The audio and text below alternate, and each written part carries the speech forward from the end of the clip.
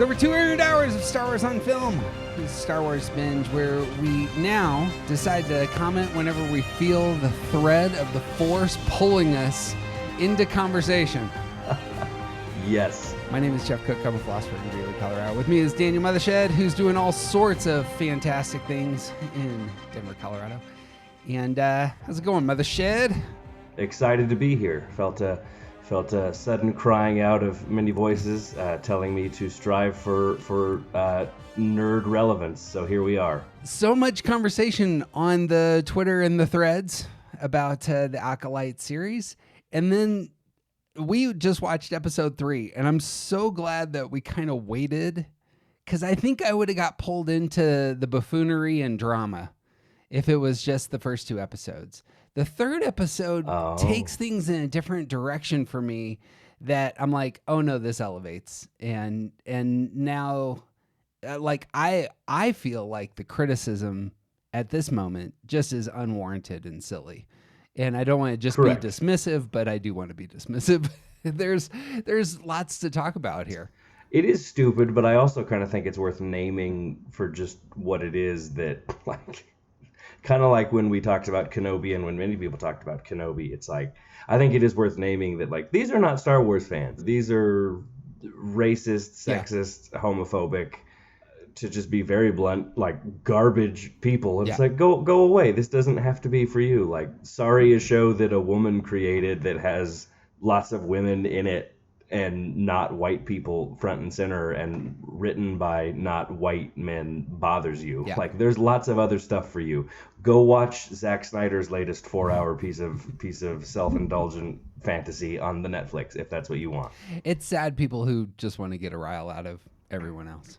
And I think genuinely feel like they own something that they don't, and it is it is not woke to feature, for a show to feature people that looks like the world. Right. It is not like, it shouldn't be radical or revolutionary. It is infuriating. I loved the first 2 episodes of this show. Like, I was dumbfounded and so angry, but also unbelievably, I had a very LaCroix reaction to people's responses, which was I was disappointed but not surprised. So much of that particular culture in America wants to say this is actually ours and we get to define it for ourselves with our very narrow, very toxic way of seeing themselves and the rest of humanity. And it's applied to America. It's applied to Star Wars. Yeah. Foolish folks that they are. I on rewatch really enjoyed the first 2 episodes. I think the first 2 episodes didn't hit me at first. I kind of need to get into the groove a little bit. And so when I was watching, especially the first episode, I was much more interested in the acting, the quality of the special effects, and some of the setup. But once we got to the end of the second episode and into the third, then I was like, oh, I see where they're going and why they're doing what they're doing. And there was a lot more depth of engaging not only Star Wars lore for me, but engaging the moral issues that have been, like, kind of under the surface for decades, that have been hinted at, but really haven't been talked through in the context of the Star Wars universe. And I think they're doing a great job of that, which, especially when we get to the third episode, some of those moral issues are worth talking about. But what are your overall thoughts? I agree with you, and I just think those first 2 episodes have to do a tremendous amount of heavy lifting.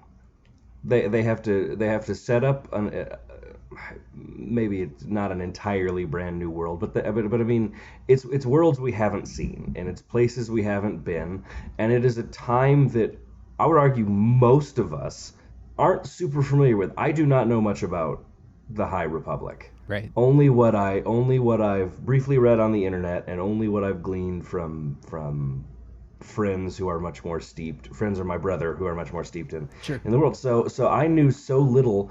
The first 2 episodes have to do so much for you to get you into that world, and to set up who those characters are and introduce them in really interesting ways.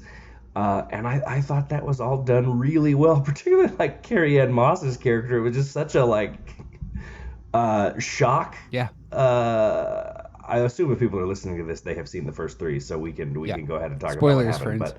But yeah, it like to do that. I thought was so brilliant and so smart, and Yep. like she's coming back, but also it's just like okay, wow. They drew Barrymore. It's the beginning of Scream where you're like, oh, I thought she was gonna be the main character, and then she's gone. You're Right, yeah. I thought you meant she's like, I'm gonna go back to the Jedi Temple without my writers, and I don't have any respect for people who give me the No. words to say. Not that kind of a Drew Barrymore. horror films. Yeah, but yeah, I thought that was great. I also just love her. Like anytime she pops up in something, I'm very excited. She's so wonderful. I really I loved this world. I love. I think I've said this before, but I'm gonna say it again. I love that we are in places in the Star Wars universe that are not a desert. Yeah, agreed. I'm just so tired of being on Tatooine and planets that look exactly like Tatooine. So I think Yep. they have really tried to do something different that still feels like Star Wars. And I think, again, to circle back, like the worst kind of fans cannot handle. It's the same shit that's going on with Doctor Who right now. It's a totally different feel for the show, except it's not. You know what I mean? It looks different at first glance, but if you can put aside your own intentional or unintentional biases, it's still the thing that you like. Right. You can't decide that after 2 episodes. It'd be like hearing the first. This is maybe a reference that only works for me, but it would be like watching the first 5 minutes of a Shakespeare play and being like, I know what this is, and I don't like it. Right. And then you go, oh, all I had to do is be patient and not assume I know anything and not get on the internet the first chance I had and been like, I don't know who asked for this. Well, nobody, but you don't have to watch it. That's true. The thing I think that my mood was affected by was that I thought, oh, they're doing a detective story in Star Wars. And so I just assumed that's where it was going to go. And it's mostly because of how Marvel has done stuff. It's like Marvel wants to say, okay, we're going to do the horror film in Marvel. We're going to do the legal drama in Marvel. Yeah. We're going to do, X, Y, and Z. And so I'm like, okay, that's the rationale they're applying here. And that's why I suppose I got so excited by the third episode, because they shifted from that back into, no, we are telling Star Wars stories in Star Wars. And this really builds into that. And you and I think, are going to be similar. I bet you 98% of the audience has not read, any of the books or comics. And Yeah. I agree with you. They've set this up just great. 100 years before the Empire, and the world, and you can understand what's going on, and you can understand who's in power, and all these things are great. Yeah, and I think everybody looks cool. I think the characters seem really fun. The one other thing I thought about, particularly the first two, is everybody who's saying like, well, he's old, he was 900 years old, so where's Yoda? Why hasn't Yoda showed up yet? I'm like, well, first of all, 2 episodes in, Right. You've seen 85 minutes of a show. Second of all, until we know that it's a big problem, this seems like a relatively low stakes thing for the Jedi order to be looking into. Exactly right. Also, we don't need the legacy characters right away, or I'm honestly going to say at all right now. Agreed. And we've said this in the past that, however, when they bring in species that you're familiar with, you already have buy-in and affection commonly, not only for Chewbacca's species, for the Wookiees, but when the Dathomirians show up, and they're not especially for those who have not seen Clone Wars. This will end up being interesting, I hope. And there's immediate affection, I think, for that race in terms of how they're picturing them. They're refugees. They're on the run. They clearly have their own religious tradition, which is valuable and seems to be quite beautiful and honoring and unique. All of that, I think, really works. And they're blowing open Star Wars. As you were saying, they're getting away from deserts. What I've been shocked, especially given Star Wars history and legacy, they really haven't done the Japan, environments in anything that I can just Oh, think of off sure. the top of my head. But that's what I felt like they were doing here, is they were bringing in more of the the architecture and aesthetics and greenery of more of a Japanese culture, and obviously the kung fu references that you kind of see throughout the Matrix style fighting end up playing into that. All of that works, blows open Star Wars. Which has always felt to me like what the like shouldn't that be where Jedi kind of live and hang out in spaces that feel like that? It has always Right? been Why are confusing to yeah, me that they're essentially in New York City, that they're yep, in Coruscant. I'm like, I agreed. cannot think of a place where you. This is just maybe my own biases and prejudices, but it's like I cannot think of a place where you could less like sort of connect to nature and the universe than being in the middle of a city. I live in a city, like I live in Yeah, Denver, so it's not. I'm not like "Oh, I hate a city," but like also not a lot of opportunity to kind of have those Jedi moments. You could not constantly be meditating for 20 years. right, I in don't the feel city. like out here. And that may be part of the problem for the Jedi, and maybe it's like a subtle way of showing that they've lost the plot. They're trying to get closer Oh, to the economics and the power than they are to the spirituality. And I mean, obviously, and I suppose what we see here, the law enforcement power side, and even forced conversion side taking place here. All of these may be symbolized in part there, but that's exactly right. When Yoda leaves, it's and goes to Dagobah. Maybe he and kind of in his gut knows, okay, that didn't work. right. Yeah, I need we to go shouldn't. some. I need to go figure this out. Oh, maybe being the morality police for the world is bad. Delightful side of this storytelling. This is what I loved most about what they're doing here. I really liked that in episode 3, Yep. this third episode as well.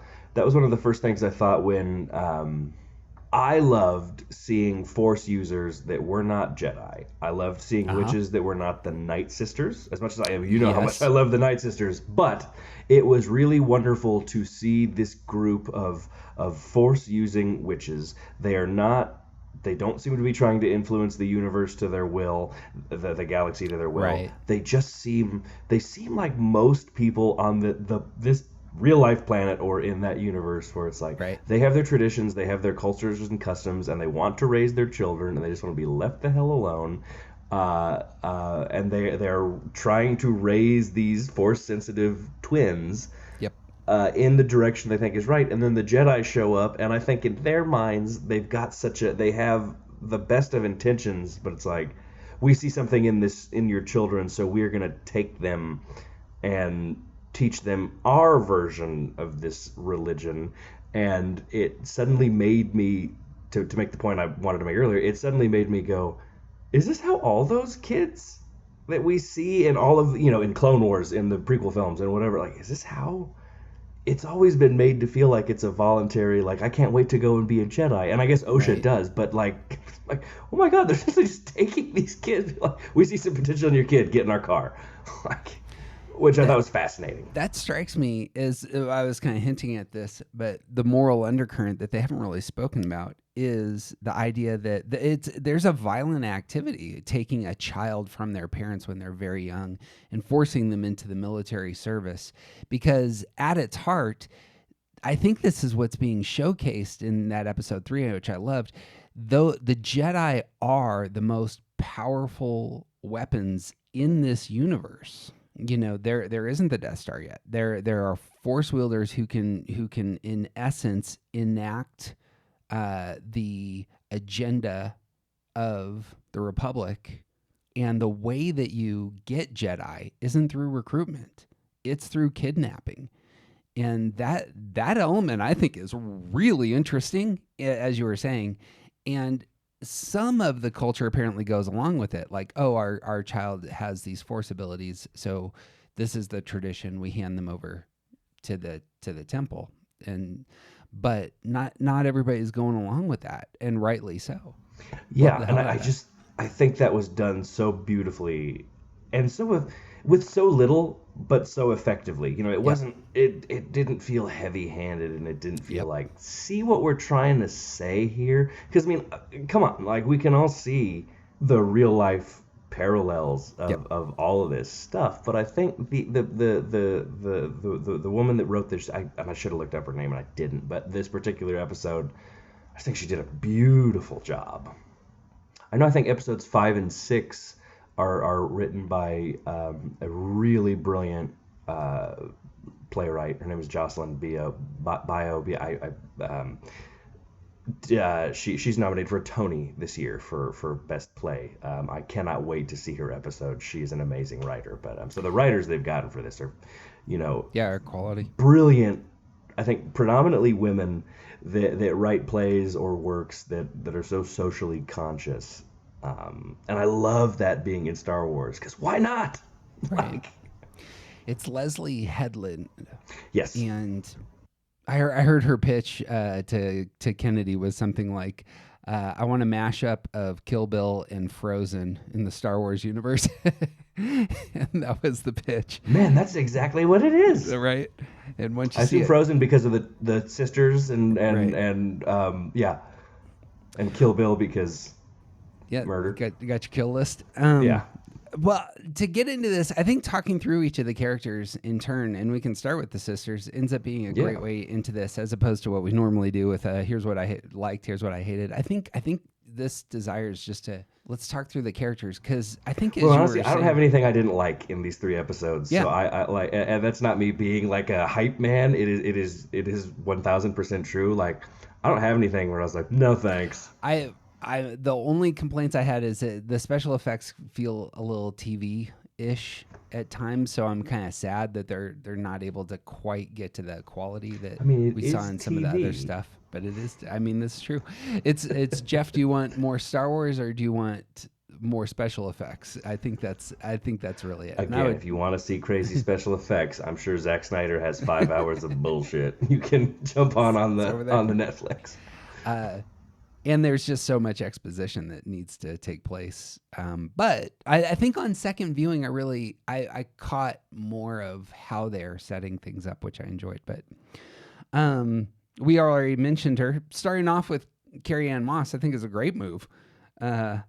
Indara. So she's Jedi Master in a bar, gets confronted. This is it's that Western feel of, the outsider walks in, the door is flippy flat behind them.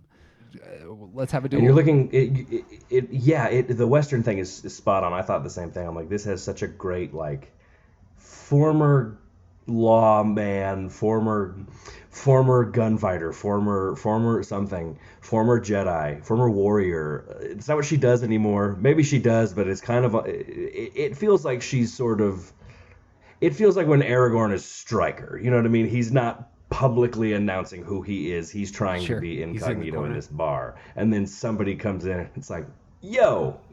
Well, isn't it the case that she's a police officer in essence who has done some stuff that wasn't on the up and up, and now she's getting confronted with some past sins. I like that image of getting hunted down by the people you hurt. Yeah. And very Arya Stark, right? And hey, which is fitting because Vow of Silence, Beardy McBeardface Jedi is the youngest Lannister boy. Oh, is that right? Jaime's youngest boy. That's who that is. Oh, interesting. Well, there you go. Those Game of Thrones actors, they found some gigs afterwards. Yeah, that crop of British acting talent seems to be everywhere. Well, did you think that her dying in that first scene? It's rather surprising.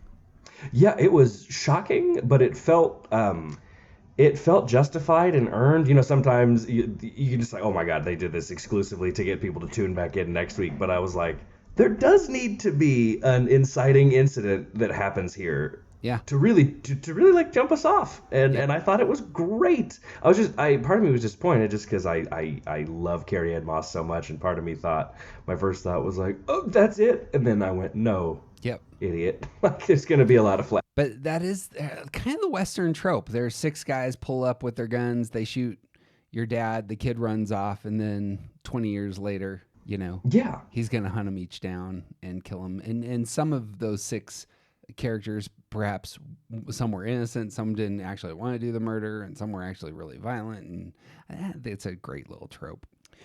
The man to show a side of this we're talking about, obviously, it's a Star Wars twins story, and lots of rhymes, as it were, between these characters in terms of the light side, dark side, that we see in a lot of the other tales. The actress playing both of them, she is phenomenal. Like, just real strong.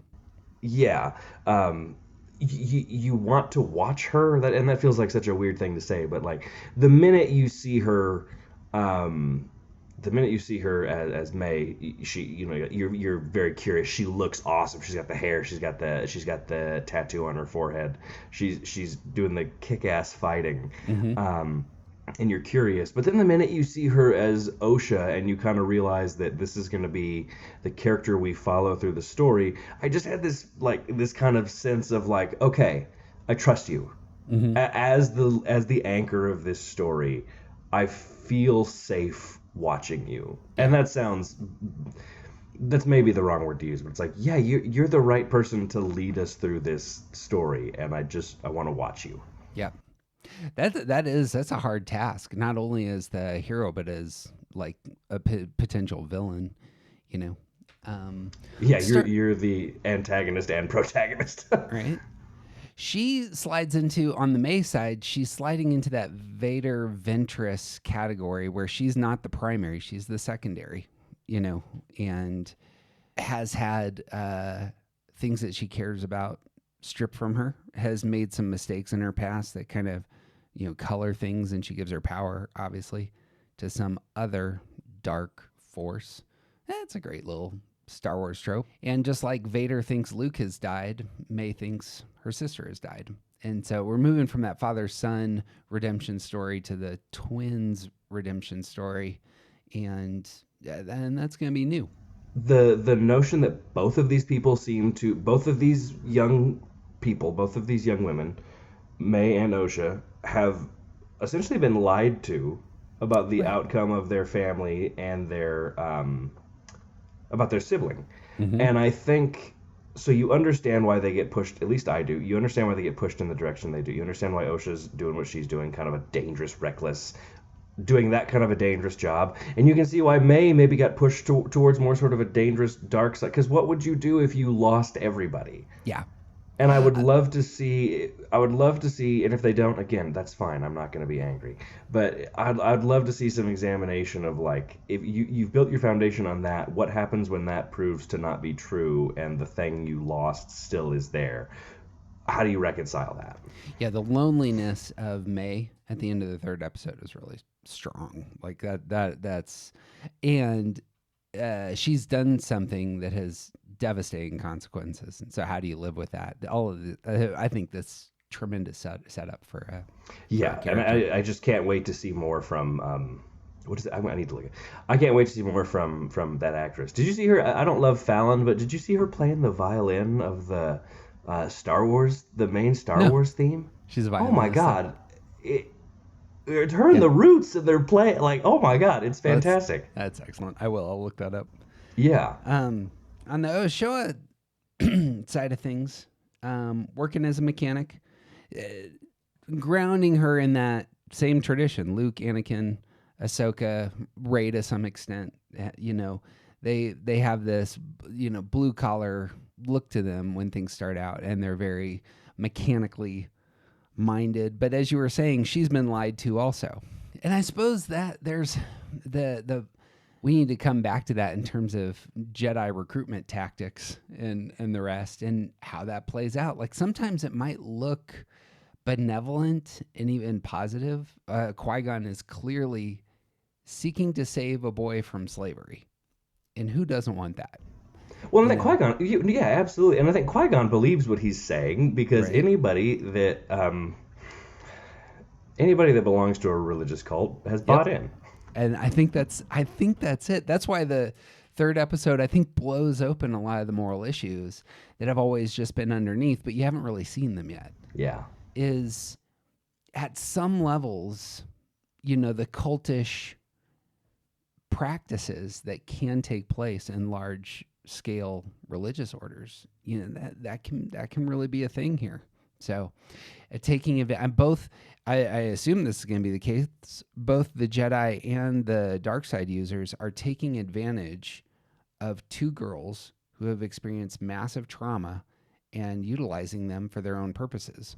Yeah. And at its essence, that's, you can't just say, but wait, but the Jedi are wearing white hats, and so I find that wonderful. I think that's exactly where they should go with. Let's talk more about this. It was one of the things that a lot of people didn't like about The Last Jedi was we need to question this religious tradition. And a lot of people are uncomfortable with deconstruction. And again, modern themes, but you see this a ton in our culture, as a lot of people, and you and I would be examples of this, of who, you grow up in a Christian order and experience, and you're like, at some point you mature, and some point you start asking harder questions, and at some point you reevaluate and say, okay, what do I actually think about all these things? That is maturity. And Star Wars needs to go there, and lo and behold, here we are. I realize I've just been silently nodding to everything you're saying, and like you see it and nobody else does. I 1000% agree. And as you were saying that, it was making me think, just from the behind the scenes standpoint, it's we have all grown up loving Star Wars, whether we saw it when it was initially released. I just had a great conversation with a mutual friend of both of ours with Seth, and he said he remembered seeing the first Star Wars when it came out. Yeah. He was little, and he went with school friends. He said, I remember it was long enough ago that me and my friend shared a seat. That's how young and small we were. But he said it was unbelievable and shocking. Yeah. Or like my brother and I, we saw it, obviously several years after it had come out. But I think we've grown up loving these stories and kind of being influenced by them. And a lot of the original Star Wars stories are the bad guys are in black or sometimes white, if in the Stormtrooper case, and the good guys are in white. And I think at the time in the 70s and the 80s, that's what people wanted. And that's not what the world looks like now. And I think we as fans are realizing it. So it's like, yes, this is Star Wars. This is the thing you love because we've all grown up with it. And as we start to think maybe there's other ways to like live our lives and interact with history, with politics, with pick something. Right. Why wouldn't it be with Star Wars? So why wouldn't it be the same thing, but with kind of an evolved interpretation? And I'm just here for it. I mean, fun fact, New Hope is closer to the Nazi regime than it is to our present day. So, I mean, it's only released in 78, so like 38 years. Oh, closer in time. So I was like, what? Closer in time. It's 38 years away. And that, I think you're exactly right. There's that post-Watergate, we need something to kind of get excited about. It's not escapism, but it's like it's the myths that bring some meaning to our lives. And we want to see some accountability, and we don't want to why do I respect you just because you tell me I have to? Yeah. Why do you believe the President of the United States when he says I am not a crook? Disinformation is all over this, isn't it? In terms of like, and we're going to get to two characters who seem to be just compelling liars throughout, which I'm really excited to talk about. I haven't done so I want to talk about both Master Saul and Chimere, who's the drug runner. You mean Jason Mendoza? Yeah. I mean, is it too much to say you probably don't hire that guy for a side role? Like, it seems obvious to me that he's the buffoon by the side of the road, and so that's the sign.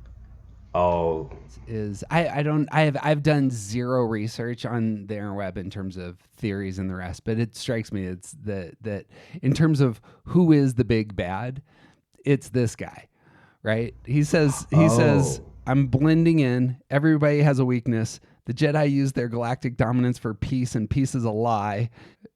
She says, May says to him, it would bode well for you not to tell the master about this. And it's one of those, well, of course he's the master. And she is being used. Okay. I don't know if that's just me. Well, I had not thought that. I like that better than I've seen a couple of things on the socials that are people saying it's obviously Indara. She survived and she's the villain. I'm like, get the fuck out of here. I mean, maybe it is. I don't know. But part of me is like, I don't want that. That is a trope of, the first person killed, returns, and then the mask comes off. Yeah. It's like, You mean the person James Bond couldn't save is the person who ended up wanting to kill James Bond? that's My God, man. it's a big time 007 move. That's exactly what it is. And what and here's the thing: these writers are brilliant. Yeah. The people they hired to write the show are great at what they do, and if that's what they do, they will do it well. Right. But my initial read is like, I don't want that. I suppose for me, he's clearly a magician of some sort, and the magic side is obviously going to be a big part of where they're going now.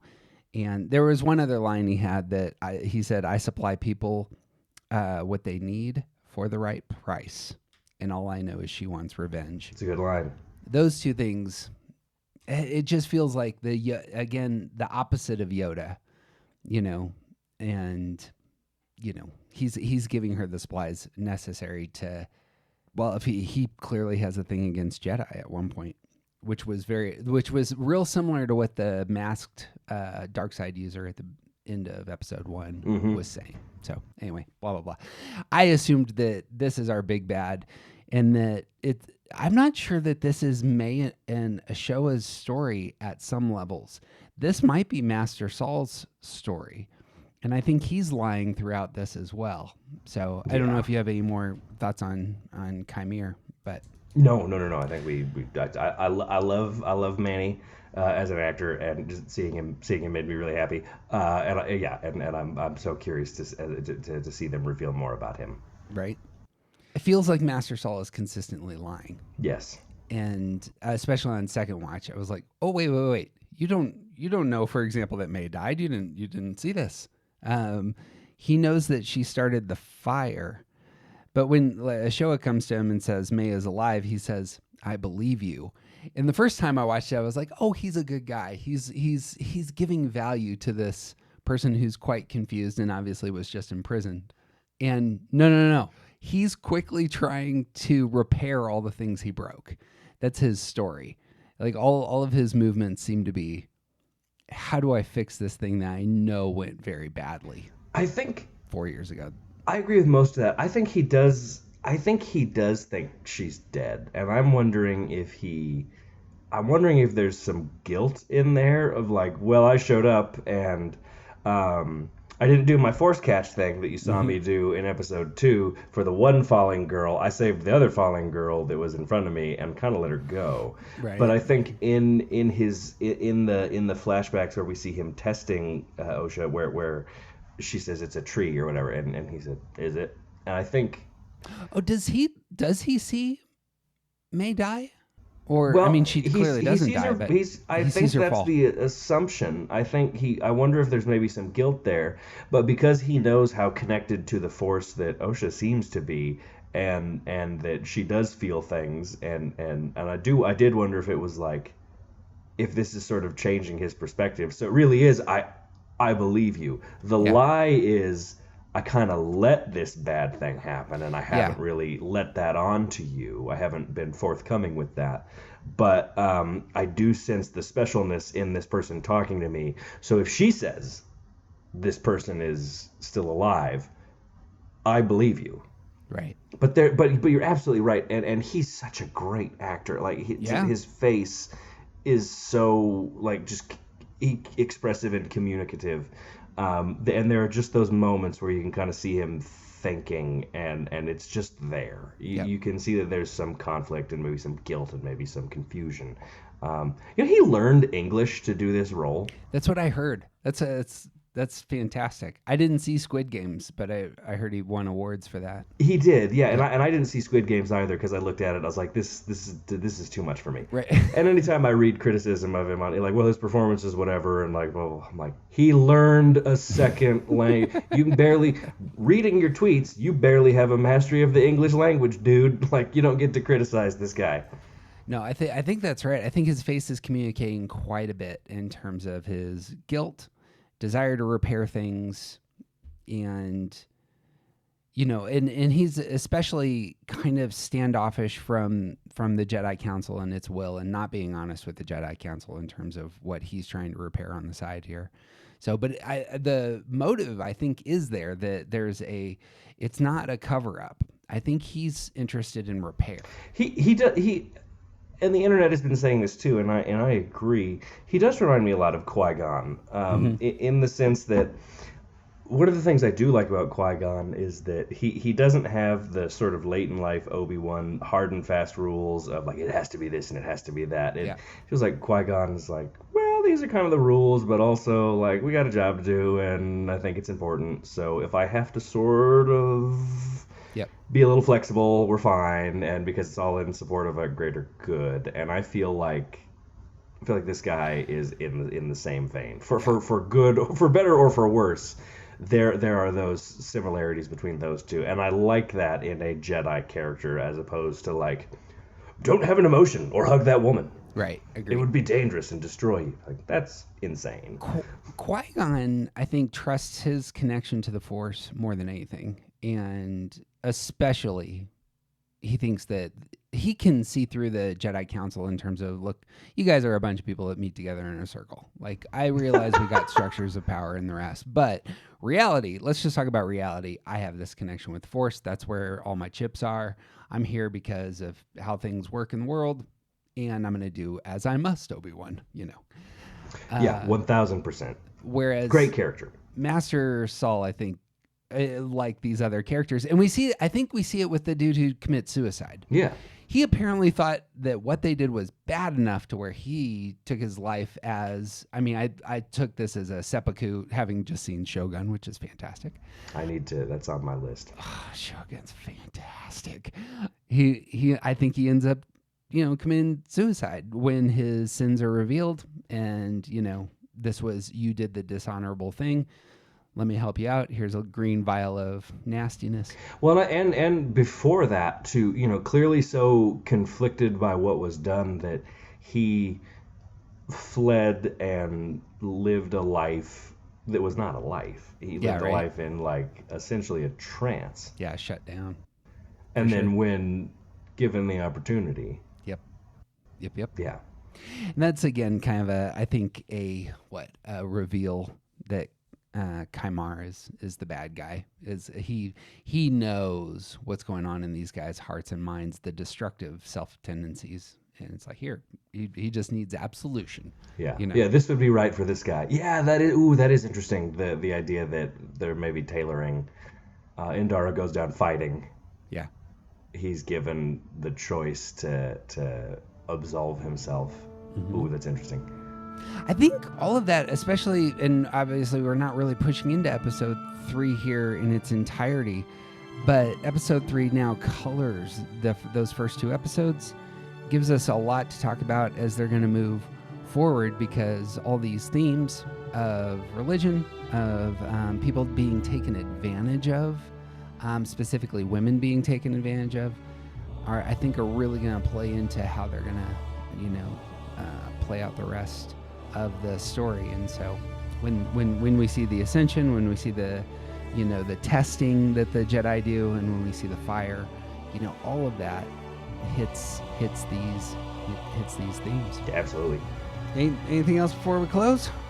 No, just I've said this before, but like, just I want more of this story, and I think it's not unfortunate, but it is a bummer that we're only getting them sort of like parsed out once a week. I sort of like that; it's something to look forward to, but with a story that kind of does ask you to lean forward, I just wish we had a little bit more right now. But I'm impatient and a consumer, so that's how it goes. Well, I'm glad that Star Wars has given us something to get back on the microphone and talk about, which it doesn't always produce. So I'm excited to talk to you about the themes moving forward.